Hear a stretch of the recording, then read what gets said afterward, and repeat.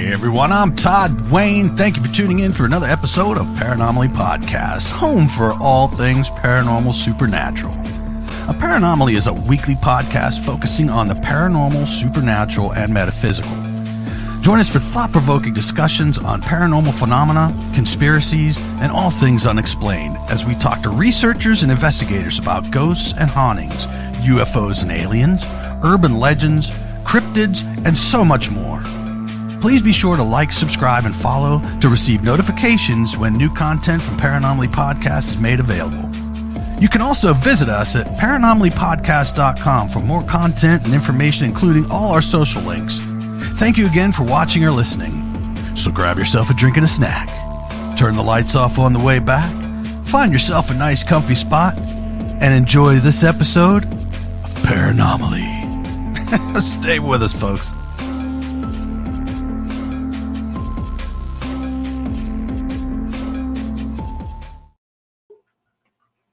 Hey, Adrienne, how are you? Hi, I'm good. How are you? I'm fine, thank you. It's definitely good to have you on the show. I've been waiting a while to talk to you and get to know who you are and what it is that you do. Oh, thank you. I'm crazy. That's who I am. I think we're all there. Would you introduce yourself? Tell us a little bit about who you are. I'm Adrienne Clayton. I moved to Colorado. Oh gosh, we're going on 3 years now. Can't get used to the cold. I started investigating. I am just a paranormal investigator. Going on 7 years now, and jumped in and never slowed down. I am learning as much as I can. I am part of Things, which is the Hoosiers Investigating New Ghost Society. They started. Oh gosh, I think we're hitting our 10-year anniversary in a couple of months. I've been with them for about 4 years now, and I help with running whatever I can, kind of secretary, just kind of whatever. We now have, gosh, we're in the Netherlands, Ireland. We have went all over. We've got chapters all over now, but of course, we're very picky about who's able to carry that name because Jeremy York is the one who started it, and he worked really hard to get it where it is. So we get a little picky, but I do that. I do a show every Thursday night with Jeremy and Nick Muley and Eileen. We just have fun. That's all it is we sit around as friends and have fun. A lot of times we'll have a guest, but sometimes we just have open mic night where we just have fun. I don't know how the show hasn't been banned yet because my mouth I have no filter on that show. So, but luckily we're still there. No, I don't do that. I don't do that anywhere else. Just that show's kind of, okay, let's just have fun. I do holistic healing. I work with crystals. Oh. I'm a medium, just getting into it type thing. Going on 3-4 years now of doing that. Of course, you're learning every day. You don't just wake up one day and say, I can do this. Exactly. You don't. No, I don't walk around, just saying, oh yeah. People hit me up. Hey, somebody said you did a reading for them, and will you do one for me? Sure. I can't promise you anything, but we'll see what happens. So that's worked out really good. Usually the ones that are brought to me needed it. It's for a reason. They weren't just willy-nilly brought to me. It was for a reason. Right. So I enjoy doing that. So let me ask you this. What is it that got you started in the paranormal? Like everybody gets into paranormal for different things. They either have something happen or they're just very curious. What is your story? I don't have one of those, oh my goodness, I saw things from the time I was little. I didn't. And that's why I got into it. My mom died when I was 8 years old. And I thought, if it's possible that spirits can come back, she would have. So there's no such thing. And I owned a cleaning business in New Mexico. And one of the guys said, so, I'm a paranormal investigator. I'm like, okay. And he said, you want to go? I said, sure. I'm always up for a good time. Let's go. I didn't believe a thing I was about to go see. And so I wasn't scared. We went a few places. Then we went to Old Park Hotel in Ballinger, Texas, which was a brothel. It's crazy. The things it had been. And it's still original, which amazes me. I don't know what kind of wood they made it out of, but it's original. I went there and he was like, nothing's really happening. Go ahead and let's just go to sleep. I'll wake you up. Okay. 2 a.m, he wakes me up and I had done my research. I looked up Killing Jim Miller, who was supposed to have been there. I knew his wife's name, his kid's name, his horse's name, his last words when he died, what he was wearing. I mean, I did some research. And there toward 2:30 or so, he said, let's go in this room. So I started calling him out and everything I knew about him. And I got this whistle, like a cowboy calling his horse. And I'm like, did you hear that? Guy said, no, I didn't hear anything. I'm like, okay, never mind. A couple seconds later, it was beside me. It's like, you had to have heard that. That was loud. He said, I didn't. He had the spirit box going. And okay. It happened 3 times that I could hear, and it moved around me. So I thought, okay, that's really strange. Maybe I'm hearing things. I moved on. We went back through the film, and it happened 5 or 6 times, and it was audible on the camera. So I was like, oh my gosh, that really did happen. Wow. And I thought that was pretty cool. About 2 weeks later, I had horses and the whole bit, but I had a little, I think we got him from Tractor Supply, and it was just a plank of wood, had a Texas spur on it. It had a bottle opener and a cowboy hat. And it had been on my bed for probably 2 years. Bed was solid. It came flying off in the middle of the night, hit my husband, and the Texas spur pierced his ear into his head.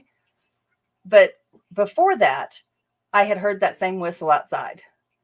Wow. And we lived out in the country. I thought, somebody's calling their dog or their horse or something, and moved on. And then that happened. I was like, yeah, okay. And from there, I just dove into it because it was like, okay, yes, it could be debunked if you really want to dig into it, but you go with your gut feeling of, oh, wow, this just happened. And, usually your gut feeling will tell you, no, you're trying to make something out of nothing. Or, you better listen to this because this is pretty serious. And since then, seen lots of things. Heard, not so much seen. So your experiences are audio then. You can hear them talking to you and things like that quite normally. And maybe could that be something to do? Go ahead. They're really not. That was the only time. Now I hear whistles a lot when I go into locations, but mine are more, and it's really hard to explain. A medium or somebody who's had this happen would understand that it's words in your head that are not yours. That's how they talk to you, or visions that you see in your head that are not yours. When somebody says I saw, well, usually they didn't actually see. Like there's times I'll wake up in the middle of the night. I don't have to turn over, and I know who's standing there. I'll have my back to that side of the bed, and I can tell you what he looks like, clothes he's wearing, and pretty much what he wants without even moving. Now, how that happens, I really have no idea, but I'll take it. Right. I was going to ask if it had something to do with your medium abilities, if that was why you picked stuff up more, or let me ask this question. I asked you about the paranormal, but I'm going to ask you about the medium part. How long have you had this type of experience, these gifts? I think everybody has it. The first time I remember anything like this, and it's not so much mediumship as it is following your gut. I was 15 and we were out fishing, me and my boyfriend at the time. And then we were going back home and we had no idea anything had happened. And I kept saying, something's not right. Let's go home. Something's not right. On the way home, and I felt like somebody's coming after us for no reason. We were the only ones there. And on the way home, they talked about an escaped convict who had been out there at the lake that we're at. That's where they ended up finding him. I'm like, oh my gosh. So I learned to listen at that point, but I actually did take lessons from other mediums. Not so much lessons as, here, I know this story, so I'm going to test you with it. What do you get? And you have to follow your gut. And you're not always going to be right. This isn't a science. I wish it was so that we could learn better, but it's more, okay, what do you get off this? And if you've never been there, you've never seen it, never heard of it, and you get it right, you tend to follow your gut more each time you're right. So, and some people hear, some people do see, I believe. Others just, feel like something's there, or, they'll walk into a place and like Amy Allen. Yeah, she's got them all. I have total respect for that woman. She has it all. I will never get that far. I hope I never get that far, because when they're yelling at me like they do her, no, thank you. Yeah. Do you have that? Do you get that experience where, these spirits, they'll be reaching out to you and they'll be saying, hey, you got to stop. You got to listen. Very rarely. I thank goodness do not have that. Very rarely. I'll be watching TV. We live in a haunted house. This house is built in 1908. It's been in my husband's family we're going on 4 generations now. So, the family's here, but whatever else comes through here is like, how did I get this here? I'll be sitting there watching TV and all of a sudden I'll know something's standing there watching me, and I can see it in my mind, what it is, who it is. And you can get a sense of what they want, and how it happens, I really don't know. There was a man the other day, it's been about a month now, but red hair. He had kind of like your short, but a goatee, and wearing a plaid shirt, button up. And he was looking for his wife and kids. How I knew that, I don't know, because he never spoke. Wow. And he went away. I really, somebody coming through, I guess, maybe on the land, because this used to be farmland. So it could be, but I'll take what I can get. If they're coming to me for help, no problem. I will help. It's usually the living that will come to me and say, look, I have this issue. What do you make of it? Like, I can pick up a lot of times, hey, did your husband just pass away? Or, something like that. More than anything, I pick up their attitudes. And that doesn't take a medium to do that. That just takes somebody paying attention. And it's like, no, I don't like your energy. I don't want to deal with you. Right. I have a lot of that sometimes, but I don't do that. I will deal with anybody until they cross that line. Now, we know as investigators that spirits, they're transient. They can go wherever they want. They're not bound to any one particular thing.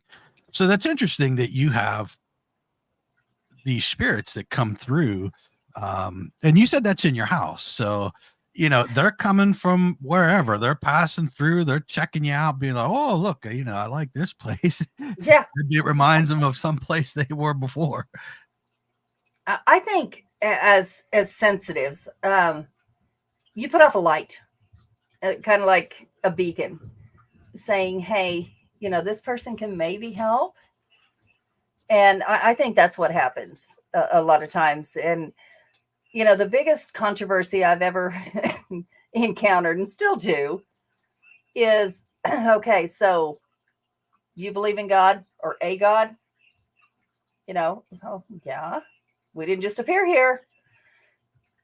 Okay. So how do you justify doing what you do? You ever open that Bible? Have you ever seen where it says spirit and not just, God's spirit? It's there. You ever opened, the Wiccan books? Spirit. It's in all religions, there's spirit. And if you want to get, biblical, I tell them, it says that God's going to come back and get his. Where are they in the meantime? I've learned to look into other religions so that I can at least have some kind of knowledge of, okay, these people believe this. These people believe in reincarnation. Honestly, there is support for each one of them. So who's right? I don't know. But we get in that conversation quite often. And I don't know I'm right. I don't do that. But it's something that we face quite often. Well, sure. And it's going to be definitely a religious thing because it's a belief. Right. So, I was just talking to somebody about energy and how we are energy whenever we die. And they had said, and it's a good thing. But he said, but it's medically proven that without a brain and, our lungs, we're nothing. You know what I mean? But we're in the physical world, that might be true. But in the spirit world, no, it's different.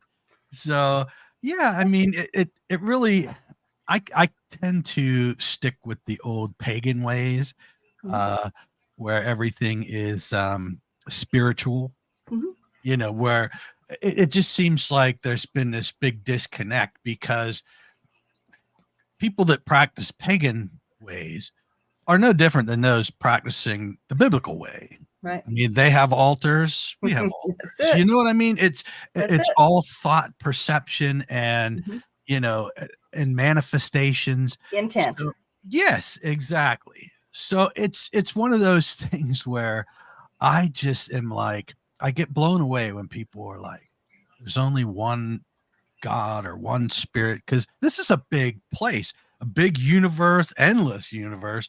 Yeah. Our earth, how did everything get created? I mean, something did it. Yeah.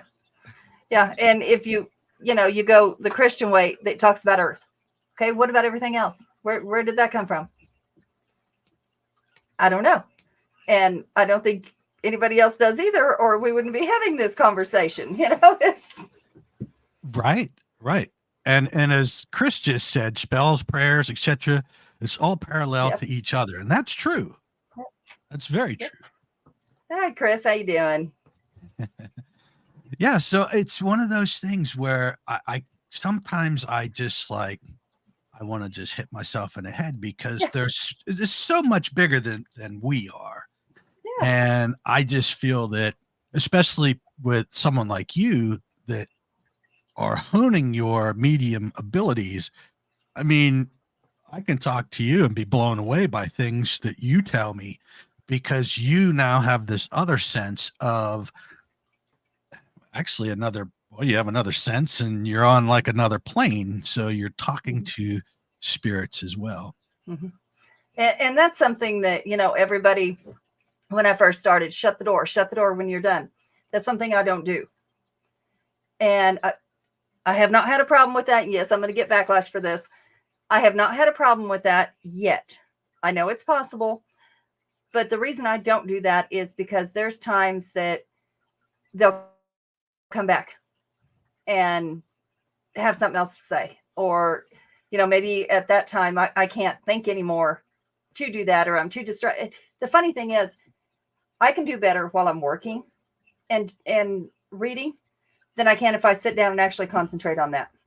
I have to be distracted while I'm doing readings because then the first thing that pops out of my mouth is it. I don't sit and overthink it. Well, if you don't close the door, how do you know something maybe malevolent is going to sneak through? And I don't. That's not something that, I've never had anything that I know of. Now, I know that things can come through and act like somebody's family or whatever, but I have not had that issue that I'm aware of. I've never given anybody advice that could even possibly hurt them. Even if it was told to me, I'm not saying it. I'm just not going to do it. The hardest thing about it is talking to someone and somebody's telling you to say something and you're like, I wouldn't say this to somebody in life. Why would I say this now? Because they don't know for sure. And then it's going to come back on me, but you learn to do it. You just are kind of picky about, oh, this doesn't feel right. You don't do that. You don't say it. But I don't know. And actually, that right there is my mentor. Who? Jennifer. Jen? She's a good one. Yes. Had her on the show a while back. She's a very good person. She's actually the one that was like, hey, you need to stop second guessing and just do. So, yeah. But yeah, that's what I've learned to do. And I just don't close it. And the funny thing is I did something accidentally for a coworker, and that person still comes back and talks to me.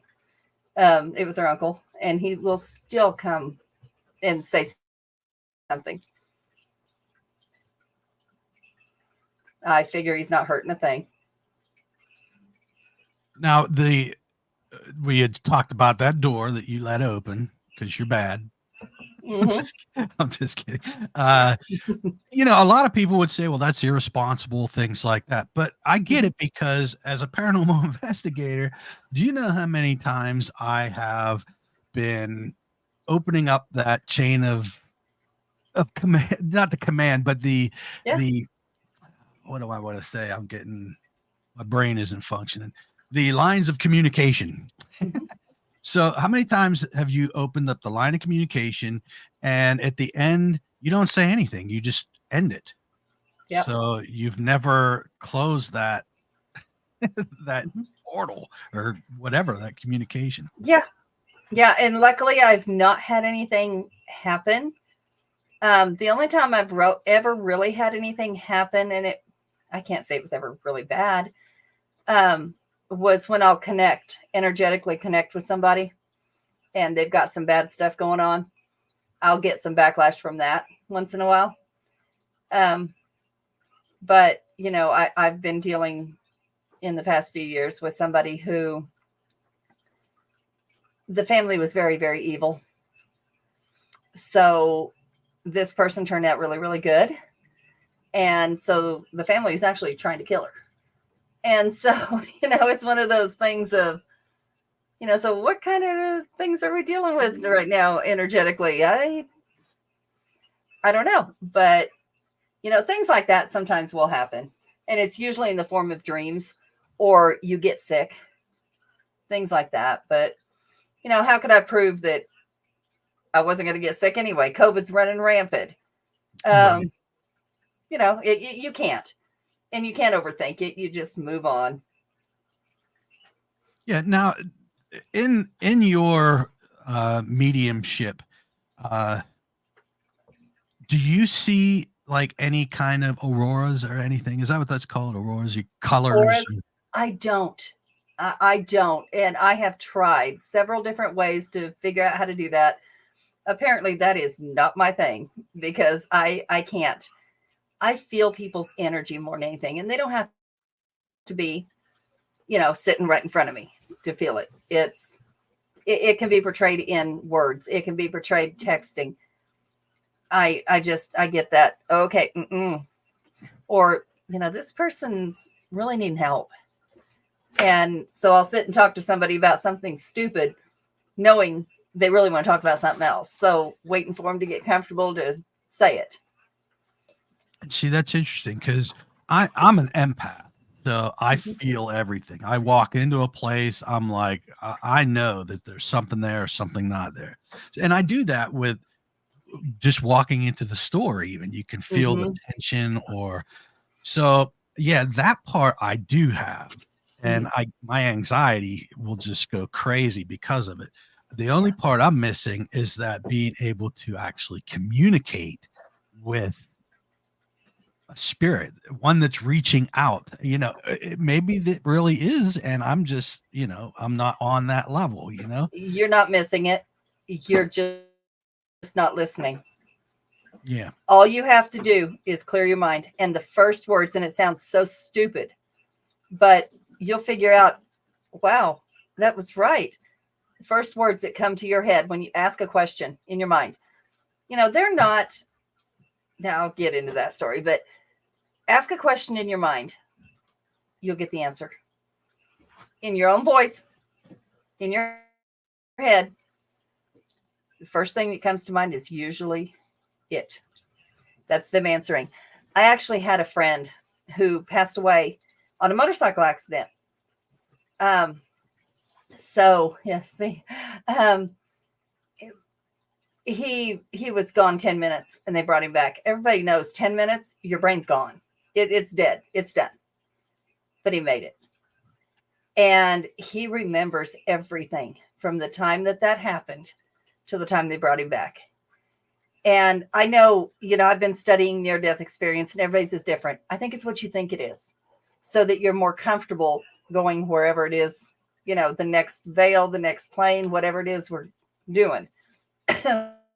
But he said, I was on what looked like an alien ship. I said, really? It's the first time I've heard this. So keep talking. And he said, there was these really tall beings. They were just looked like black shadows, no faces, no nothing. He said there was no words exchanged. I don't know if we spoke the same language, but I knew what they were saying. They knew what I was saying. Not a word was spoken. And he said it was all telepathic. I said, I believe that. And, he said, I had no feeling of wanting my wife, wanting my kids, pain, remembering my life before that. None of it. It was just in the here and now. And then I was thrown back in my body and there was lots of pain. But so I've always remembered that. And he's the same one that would come to me when I started doing this. He said, you need to stop. I said, why? He said, I've been there and things you see, you cannot unsee. You're not ready for them. And I said, well, let's get on with it and I'll get ready for it. He said, look around you right now. What do you see? I said, a gas station. He said, no, ma'am. That's what you think you see. He said, that's what you're supposed to see. And he walked away. I thought, what in the heck are you seeing, dude? Because this is on the border of crazy, but, with what we do, what isn't on the border of crazy? So that's always stuck in my head. And I know someday I will figure out what he's talking about. Is he talking about the Matrix? I don't know. Yeah, that's interesting. And see, I have always been fascinated with those that have had near-death experiences. Yeah. I just think there's something fascinating about it because on one spectrum, someone would say, well, you know what? It's just, that's what happens when you're dying. Your eyes are going to go, you're going to see that white flicker because it's going in. And then they come back and they have this incredible story of things that they've witnessed when this was happening. And, right. Is it a coincidence? I don't think. I think that it is. I think it's definitely something. It's something. It has to be because there's too many. I understand, medication. Yes, you got morphine, you got whatever it is that they tried to give you, epinephrine. I don't know. But, it's past that point when you can go up above your body, look down, and know what those doctors said when they brought you back. That's a whole different thing. Yeah. Because it would be like you're looking over and being able to see what's happening. Yep. And from what I understand from mediums that can see, there was a show about it a while back. Gosh. Ghost Whisperer. There we go. I was reading the book years ago on the real Ghost Whisperer.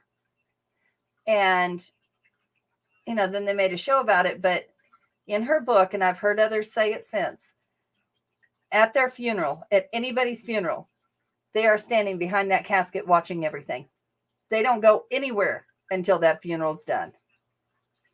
And you know what? That is so fascinating that you said that, because I have had an experience, and then I ended up having to tell the son, and I kind of felt like really stupid because maybe it didn't happen. But I remember going to the funeral and showing my respects. But as we're sitting down and the casket is up on the top, and they're coming up and they're saying their words and passing on their respects, I seen what looked like a shadow kept moving from one end to the other. It would come down.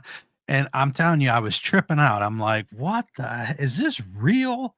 And I told my work friend, and he was like, hey, you need to tell this to the son.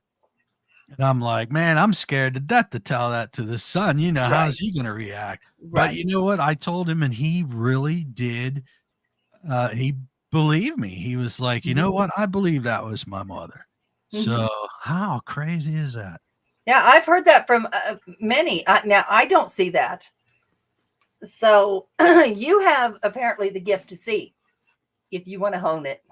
Oh, goodness. I don't know if I want any of it.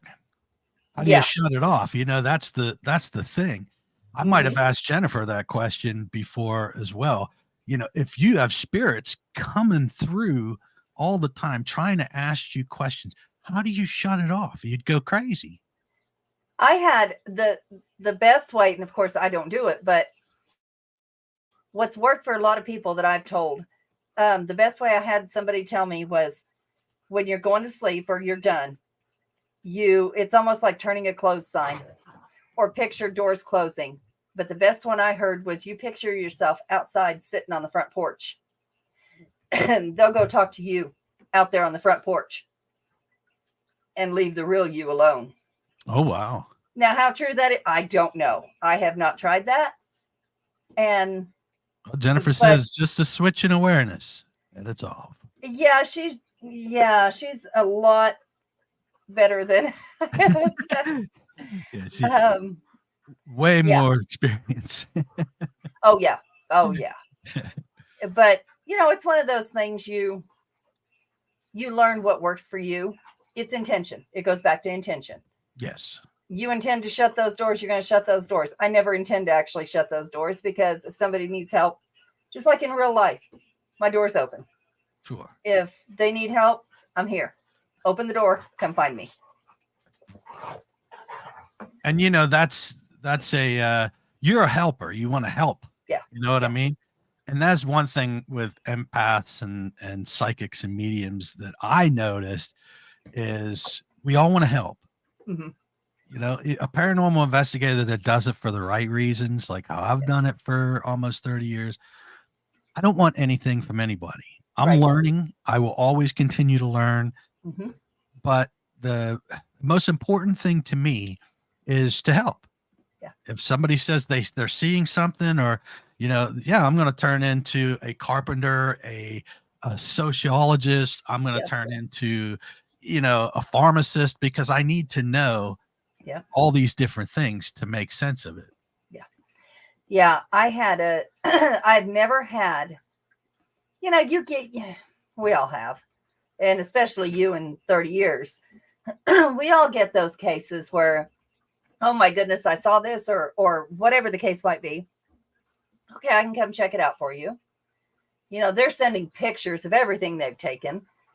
And I don't do pictures simply because you weren't there when they were taken. You don't know what was staged. You don't know the person. None of that. So I'm like, okay, I go there.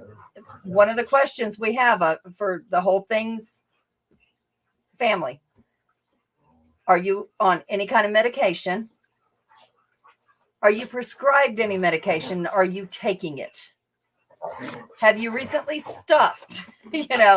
Are you on any illicit drugs? Look, I think you got some kind of demon over there. You got Zool. Something's going on over there. I'm hearing the growling, and see what I mean? It's okay.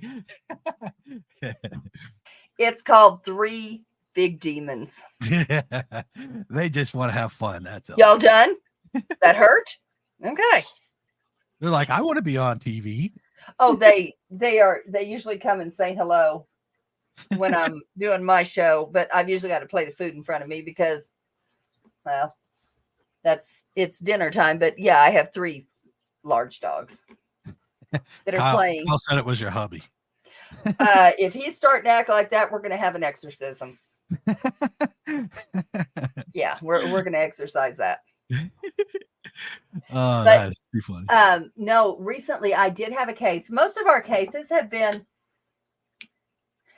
either they have such deep-seated, I don't know, sometimes it's a mental illness, sometimes it's depression, but it's projected out till it makes an entity. And usually that's what it is. Easily taken care of, done, gone. I have a problem when it's things like, you can't see it. They know something's happening, but they can't. That's when I take it seriously. Most of our cases have been either attention or really nothing at all, other than what they created and manifested, and sometimes used a Ouija board before we got there to make sure something happened. I thought I don't know, they think they're getting on TV or what the deal is. But I actually ran into one case recently, and I don't ever call anything demonic simply because they're usually not. Well, this lady actually pulled in something demonic on purpose, asked for it, and got it. And I'm like, I'm sorry, above my pay grade. I don't know what to say. Hi, Lauren. This is above my pay grade. I can't help you. Go to the church. They know what they're doing. I can't help you with this. You did this. And, to the point where she said she didn't want it gone. She wanted it tamed. What? Oh, yeah. I'm sorry. That's not my thing. I'm not a demon tamer. Oh, man. But I had never heard a more horrific story than this one. Even Stephen King novels, any of that, nothing more horrific than what really happened there. And not to the people, what they did to get it there. I'm like,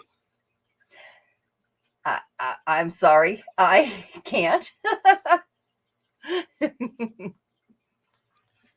But yeah, I mean, I've never really ran into anything, and I still didn't because I cut it off there. I was done. Yeah, that's it's like people that want to manifest thought forms. It's really the same thing.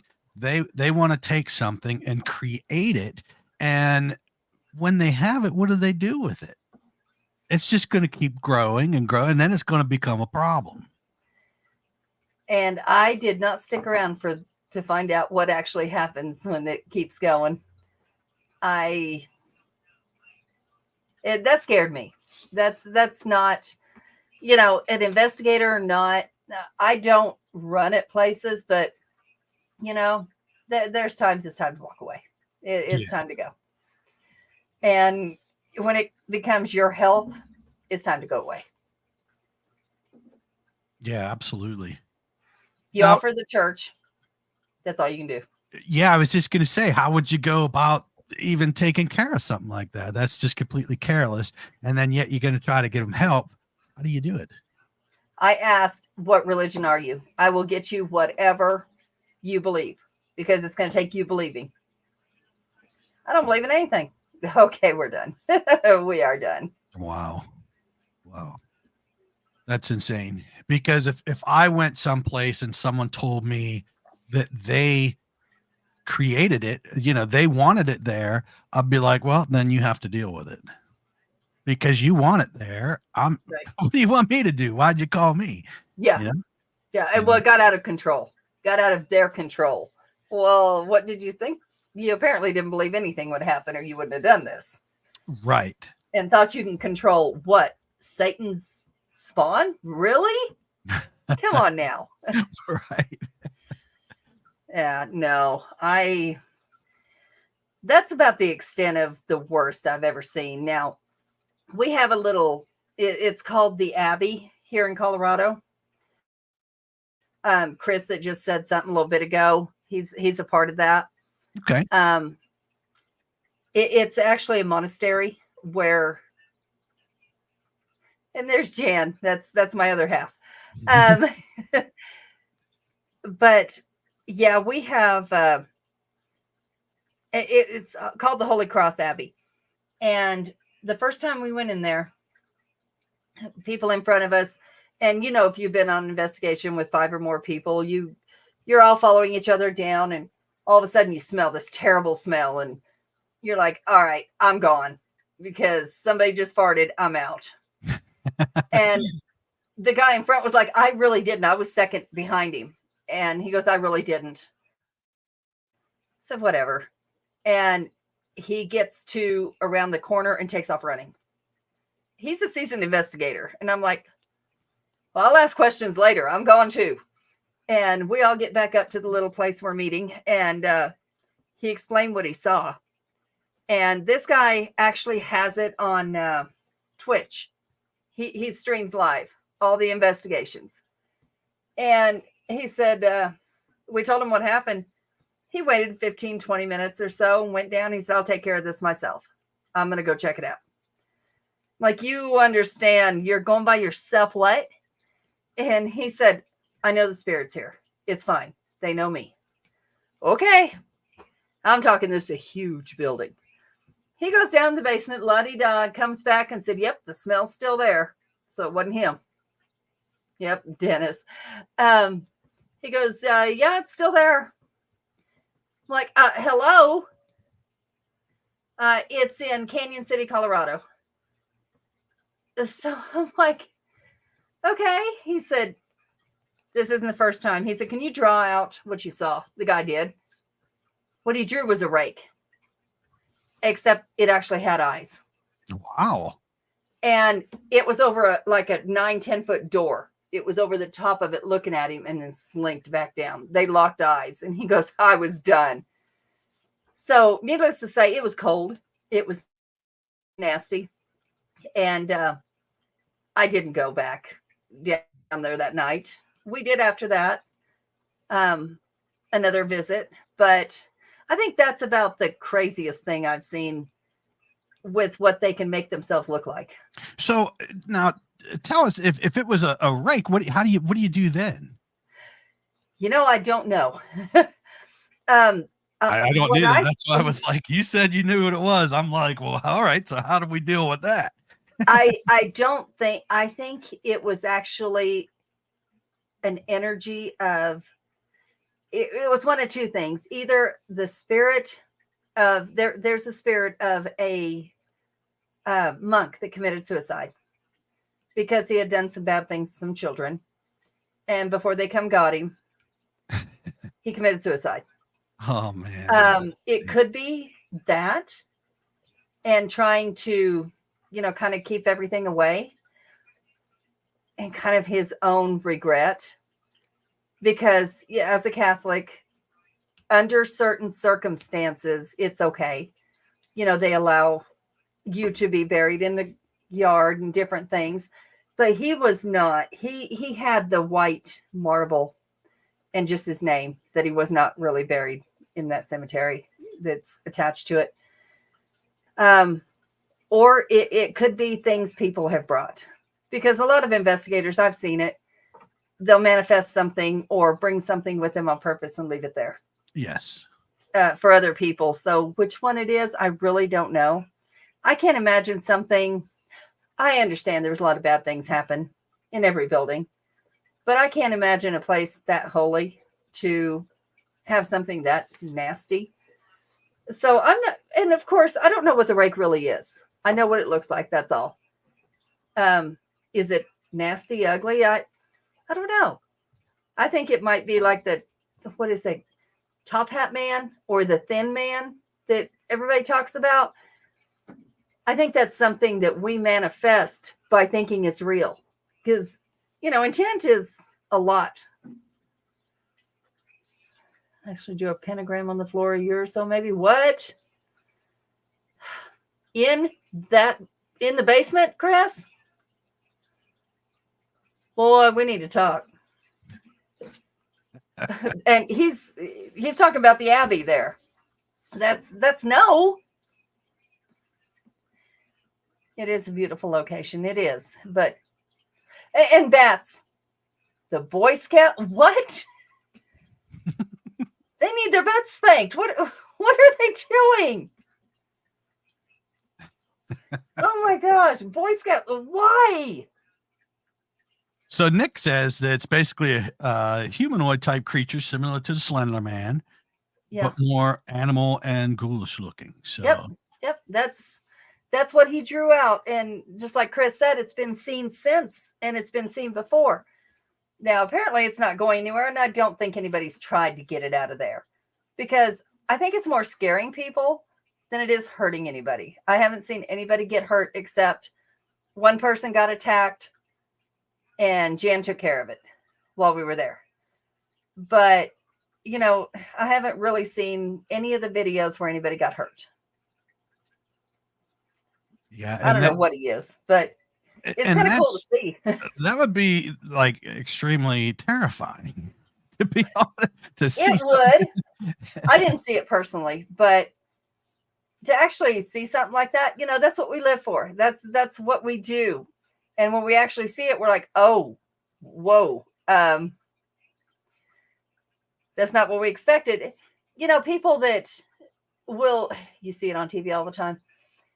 Manifest in front of me. I'm not scared of you. Well, the first time something actually manifests in front of me, I'm going to be scared. Right. I mean, if it happened all the time, okay, that's a different story. But you ask for it, it happens.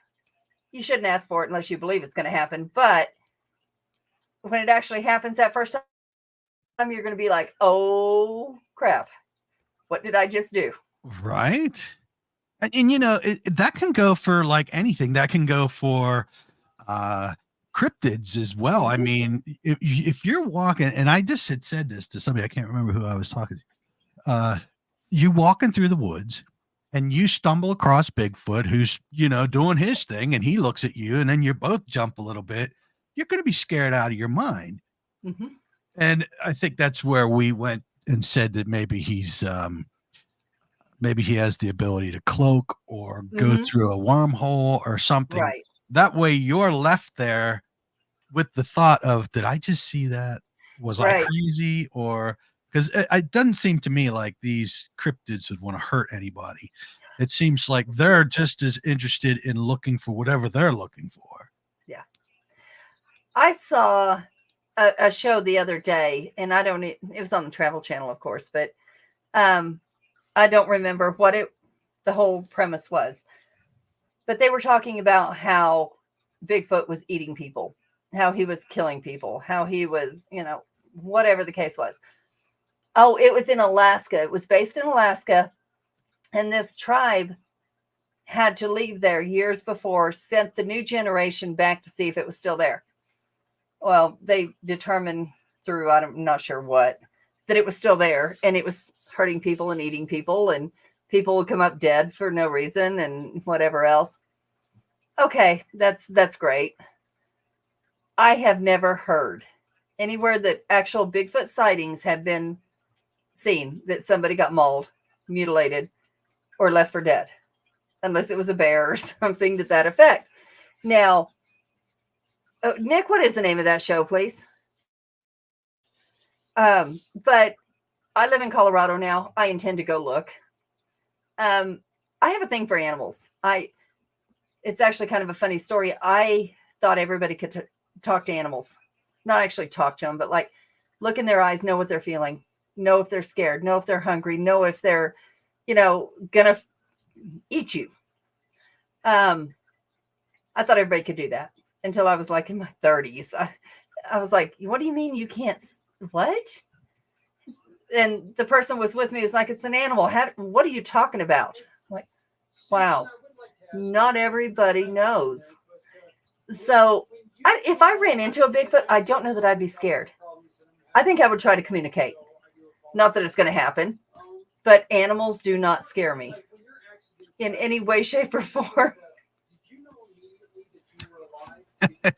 Jeremy's telling us your secrets here. 3 dogs, a bird.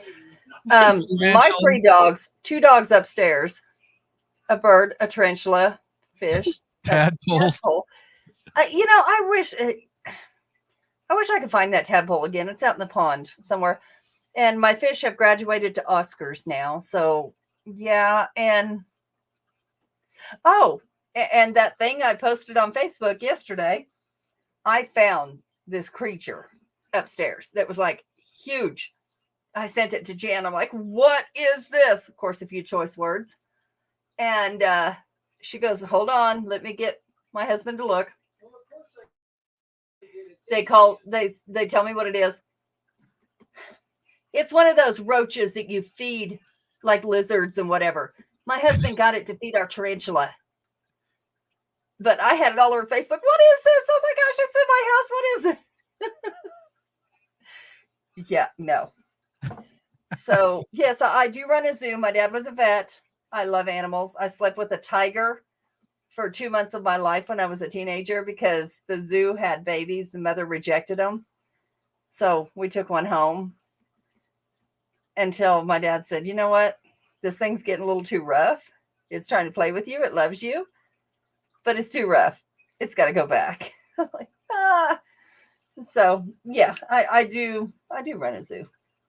Yeah, and there's nothing wrong with that except for the cockroaches because I can't stand them. Yeah, if it was one of the German ones or whatever they call house roach, I knew this wasn't that because it was too big. It looked like an oversized roly-poly. And I freaked out because it was in front of the dryer. Mom goes, she takes my kids. My mom goes, that fell out of your clothes in the dryer. I said, the heck it did. There's no way that fell out of my I'm sorry. No. And then, how did it crawl from the basement to the main floor to come out of the dryer? I don't know, but it did. And I'm like, okay, I'm done. No, we're not buying those anymore. We'll buy crickets. At least I know what those are. Yeah, when I lived in Florida, I remember going into the garage. I had to look for something that was in a box. And it's like every time I'd open a box, one of those things, and they were like, 10 inches long, it seemed like. They wanted to kill me or something. I'm like, I know they don't bite, but they're still what do we call them in New Mexico? The field roaches. They can't live in your house. They'll die. But oh my goodness, they are so scary. Nick, we tease him with roaches because he's so scared of them. I can't stand them neither. I think I would scream like a little girl whenever if it was coming after me too. I was like, whoa, this isn't going to work. Yeah, we threatened to get him REM pods that are made of roaches, all kinds of nice things. He is actually one of the co-hosts on the Supernatural show as well. Oh, nice.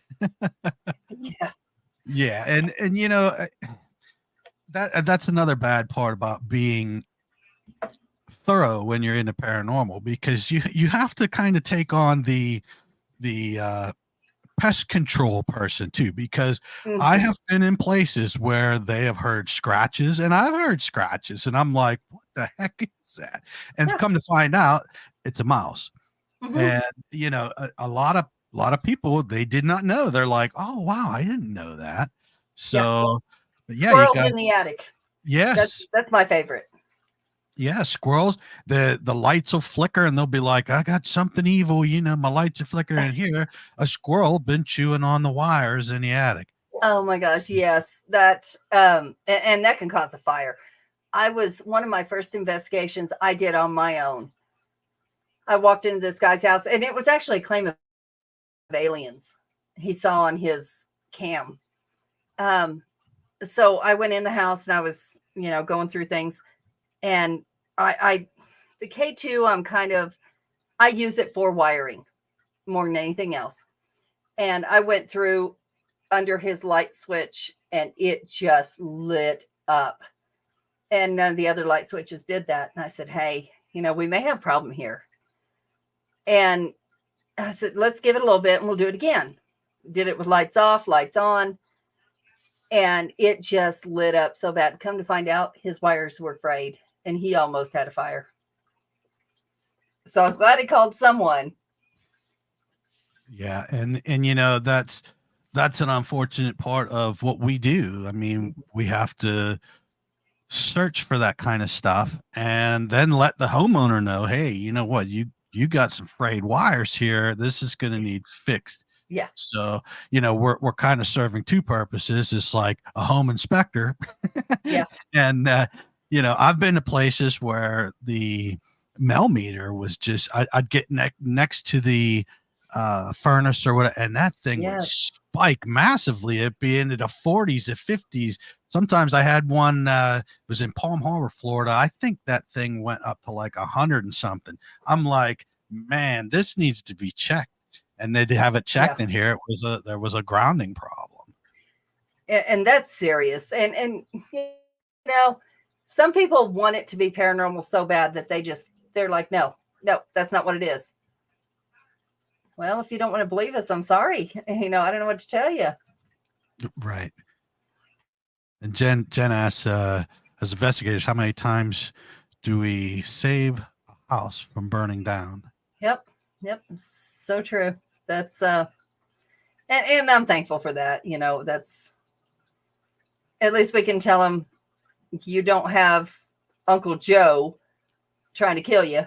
You're okay. Well, I mean, it could be. Yeah, well, could be if telling you the did squirrels. that, you better probably make amends pretty quick. The squirrel would be like, eat this. Yeah, whatever you took, give it back. I don't care if you bury it on top of his grave, give it back.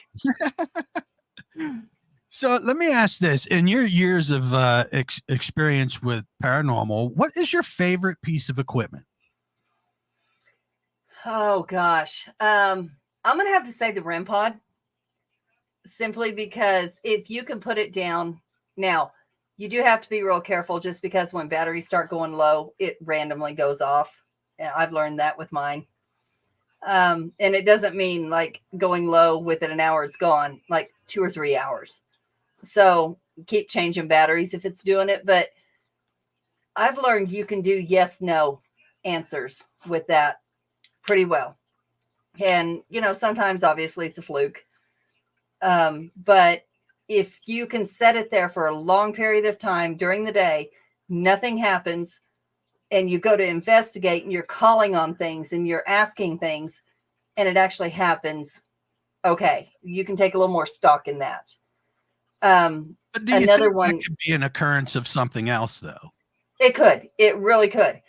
I like the, grid along with that. I want to see, which I have not ever actually caught anything going across that grid that wasn't explainable. But I like to have 3 or 4 different cameras facing the same way. So you can see, okay, or not the same way, different ways on the same thing. So you can see, okay, Joe Blow over here moved. That's what caused this. Or, you know, so-and-so moved over here. You can see it from this camera. That was one of my biggest debunks was those cameras because I had I was doing an EVP session. I went to get up off the ground at Salina Temple. It was a huge building. It was a Masonic temple is what it was. I go to get up off the ground and I'm grunting. My old behind is trying to get up. And what it sounded like was a few cuss words and get out. Oh, wow. What it really was, because we did it with the same timestamp in the camera, was me getting up. Oh. And I'm sure I did say a few cuss words while I'm trying to get up. But it really sounded demonic and evil. Right. That's what I sound like whenever I get up out of bed in the morning. Yeah. So, you know, that was debunked quite easily. Another thing is go ahead. Rubbing the you know, if you, whatever kind of recorder you have, people holding it and rubbing their fingers on it or rubbing it over the thing. Yes, it's going, you see it on TV all the time. And they're like, "Oh, I got this." Right. You got your finger.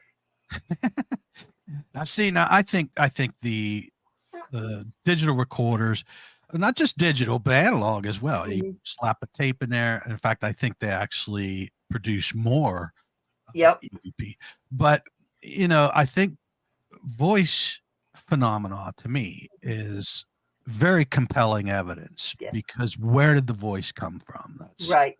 That's my whole take, especially if you're all by yourself someplace and it comes across on there and it's not audio pareidolia because you've asked people to see what they think it sounds like. Right. And there was no no hinting of what it was. And if your answer comes up the same as what I have, well then we're hearing That's rare. People hear everything else. If you don't say a word, people hear all kinds of things. I tell them, put your earbuds in. Yes. And then tell me. You can hear anything with it just sitting here. But put your earbuds in. And then tell me what you hear. And of course, we all hear. It's like playing telephone. We all hear something different. Right. Now, in your investigations, do you do like data logging? A lot of people skip the data logging. Me, I love it. It's one of those things where if you're trying to figure out what's going on, you need to know because people don't study like the barometric pressures, and that's going to cause your home to expand and contract. And we know that if something contracts, the doors can open by themselves. Yep. Windows can rattle. If it expands, doors can get stuck. Things can pop open because of the pressure. Yep. So, yes. We actually have a neat thing where I'm old, pen and paper. We do have a thing for temperature, barometric pressure, all of that. But we have a database that actually Jeremy York keeps. When we do our investigations, we send it in with everything we have written down. And it's kind of he's looking into some kind of a database where we can pull up this day. Was there more activity on that day between all of us, between, here, Ireland, all of that, Netherlands, United States, all of it. But yes, we try to log temperature, a barometric pressure, the weather, what was it doing outside at the time, how many people were there, of course, how many people were outside, is it city, is it country, is it, what kind of, is there a train that's nearby or even where you can be heard, vehicle traffic, things like that. Yeah. And a lot of times you can debunk it with just that. Yeah. And moon phases, the moon does some crazy stuff. And I know because I'm a fisherman and I know that certain times how that moon is, fish bite more. And it always works that way. And I'm that's a crazy coincidence, but that's true. Animals move around by the moon cycle. So yes, those are very important as well. Jeremy said about cell tower, nearby cemetery, Indian burial grounds, bodies of water, etc. And that is all true as well. So I also try to look for solar flares because that is a big one. People don't even think about solar flares, but it will affect all your equipment. It will drain your equipment. Sometimes it'll blow your equipment up. Or it's going to set the meters off. There's so many variables, but I'm glad that you and your team do this because that is showing more credibility in the field. I had not thought of solar flares. I'll tell you that. Yes. And, and it's always good if your meters are going off, usually I'll mark a time down and I will check to see when a solar flare hit. Like we just had a couple of them just the other day. And we got more coming. So yes, that is a real big thing. Another one that people don't think about is static electricity. Your feet, you're going to pick up static electricity. You're going to pick up a meter or get close to a meter and it's going to set it off. So yeah, static is another big one. There's a person I know that makes static. They're called static pods, I believe. but she has none on her website right now. She's doing various different paracons, things like that. So she has all that with her. But if you're interested in something like that, I'll pass the name along. Absolutely. Because that, to me, I never really thought about static electricity. I was like, Yeah. That's. And Jeremy York is amazing with thinking of things. I don't know if he sits there and what's sad is, in Colorado, weed is legal. This man is in Indiana. You would think he does, but he don't. He'll sit and think of things. His experiment, which we all found really interesting, is a dog whistle. Because do they react to different pitches?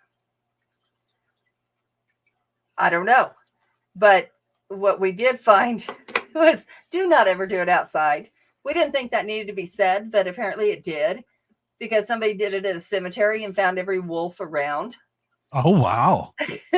But yeah, dog whistles. Just different experiments to see what happens. We did it at Waverly Hills. We did it at the Abbey. Fog machine. That was one of his last ones, was the fog machine. Because if something's coming through there, you can see, you obviously aren't going to take pictures of fog and it comes up a entity. It's the movement of the fog. Things like that. So, just the different experiments that people think of is just amazing. Right. And I look at it this way. We're not in a scientific, room where everything is monitored. And I mean, I would love to be able to put cameras completely on the outside in every hallway and to keep track of everyone. Right. But it's just not feasible money wise or anything like that. So, but going through these different things, these investigation methods that we use, it's very important to mark down the times, the dates, your dew points and things like that. It's extremely important, because now you'll know if someone, set off a meter by walking across the shag carpet. Right. So, that to me, that's one of the biggest things that I love about talking to people like you, because you're in it to learn it.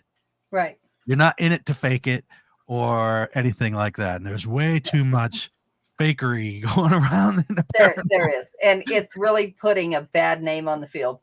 It is. So tell us, what do you have lined up for the future? I do book the Abbey every year. So we're going to be doing that. We get to stay at the sister house where the nuns lived. Oh. I do that every year. So that's pretty cool. I plan on going this year to go find, Colorado has so many mining towns, abandoned mining towns. I just want to go check them out. If nothing else, historical value. Yeah, absolutely. I want to go check all those out. Last year we did the only remaining African-American village, I guess. It was a town, but it's what we call a village now. They, after slavery, they gave them so much land and said, if you make it, you make it. You don't, you don't. There you are. Well, they thrived. And they did amazing. The few buildings that are left there kind of falling down, some are not. But the original stuff is there. The original beds, the original home, the guy who started it, Mr. Jackson. We got to go there. They're rebuilding it now and even thinking about making some kind of amusement park over it, which I don't agree with whatsoever, but I can't buy it. So I'm going to shut up about it. But we got to go see that. Jeremy got to go. It's an amazing piece of history, and it's things like that I want to go see. Yeah, that sounds interesting. I mean, anything that's learning history that's what I'm down for. I can go take care of that in a heartbeat, Yeah. But like you said, then they're trying to build over that piece of history, and it's such a shame. There it goes, everything of historical significance that is falling over or whatnot. Have fun trying to even purchase it. They don't want you to have it. And you could buy it and fix it up, but they would rather it just fall down, and then that's the end of it. Then we wonder why there's hauntings on that property. That's right. Yes. All right. Well, Adrienne, I thank you so much for coming on the show and talking with us and giving me your time. It's always a pleasure talking with those like you that have a passion for the field. And yes, and I hope to have you on again and see where you are at that point. Absolutely. I'm not going anywhere. Maybe your psychic abilities, your medium abilities, maybe that'll become more of a vision then. You'll be able to see. I hope so. So, and gotta be a reason. Jen will make sure to help you with that. Yeah, right. She does. Yeah. All right. Well, I thank you so much. And it was a pleasure talking to you. Thank you. Have a good night. All right. You as well. Thank you. Thank you.